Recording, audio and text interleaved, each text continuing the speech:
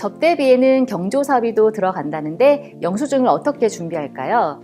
원장님들 혹시 세금 신고될 때 손익계산서 한번 보신 적이 있으신가요? 재무제표 중에서 가장 중요한 손익계산서인데 여기에 보시면은 접대비라는 항목이 있습니다. 거기에 금액이 얼마 적혀 있는지 한번 확인해 보셨으면 하는데요. 이 접대비란 그러면 뭐냐? 사업과 관계가 있는 자여야 합니다. 그 사람들과 친목을 좀 두텁게 하기 위해서 또 거래 관계를 원활하게 하기 위해서 어떤 특정인에게 그 사람에게 지출하는 비용, 이걸 바로 저희가 접대비라고 하는 거죠. 사실은 이 접대비는 한도가 있어요. 저희는 이 병의원 치과 같은 경우는 중소기업이고요. 중소기업의 한도는 2,400만 원, 수익 금액을 조금 더 포함해서 좀 올라갈 수도 있지만 2,400만 원이라고 알고 계시면 좋을 것 같습니다. 자, 원장님들이 근데 실제 이런 접대비를 쓰실 일들이 있으신가요? 아마 세무서에서 제가 이런 안내문이 나온 적이 있는데 한번 보시죠. 소득세 신고 시 유의할 사항.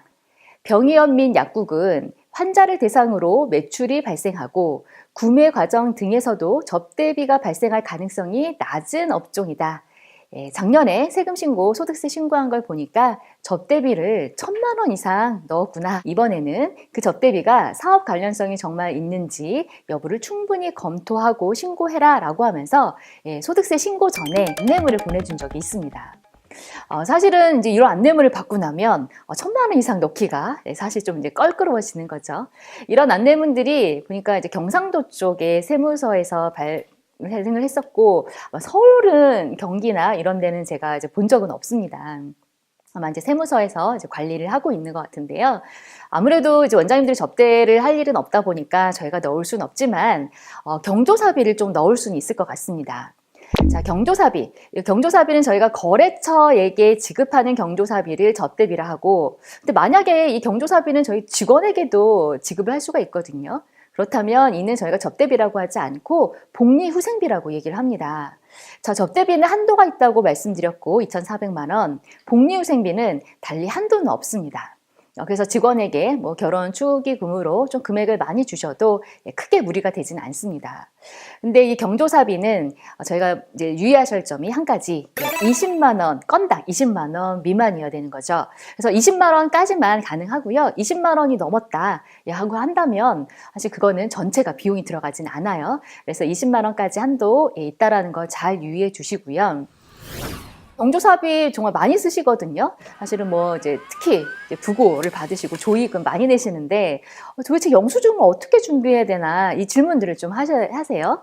자, 결혼할 때는 청첩장이라는 게 있고 또 돌잔치도 초대장 같은 게 있는데 요즘에는 사실 이게 좀 종이로 받지는 않으세요. 대부분 이렇게 모바일로 해서 받거나 그냥 이렇게 문자로 카톡으로도 받으시고 하는데 이걸 그때마다 캡처해서 달라고 하기에는 좀 만만치가 않더라고요.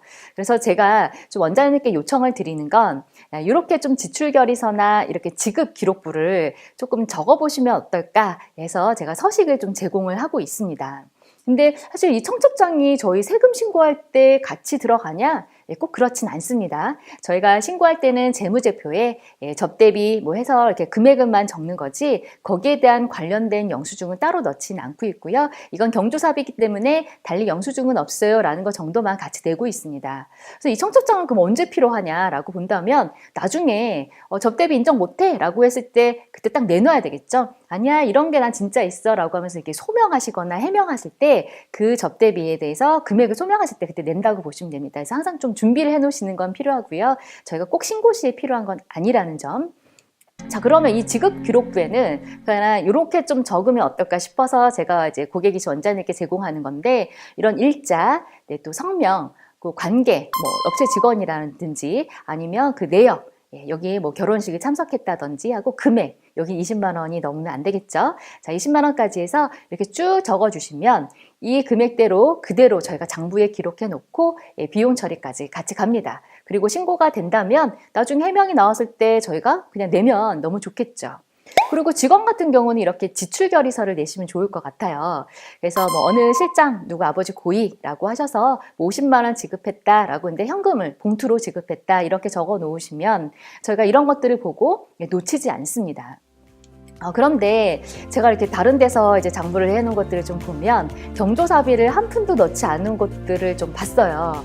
네, 그래서 왜 안 넣냐? 그러면 원장님들께서 영수증을 뭐 이런 이제 청첩장 이런 걸 잘 챙겨주지 않으셨다라고 하는데 없지 않거든요. 그래서 잘 챙겨주시는 것이 저희 절세를 할 수 있는 방법이라는 걸 좀 명심해 두시고 원장님들도 같이 노력을 해 주시고 저희가 그때그때 비용을 잘 넣는지 확인하기는 참 어렵습니다. 그래서 이런 것들도 원장님들 같이 확인하시면서 저희가 뭐 이런 것도 원장님 챙겨주신다면 경비 처리 받으시는데 많은 도움이 되실 겁니다.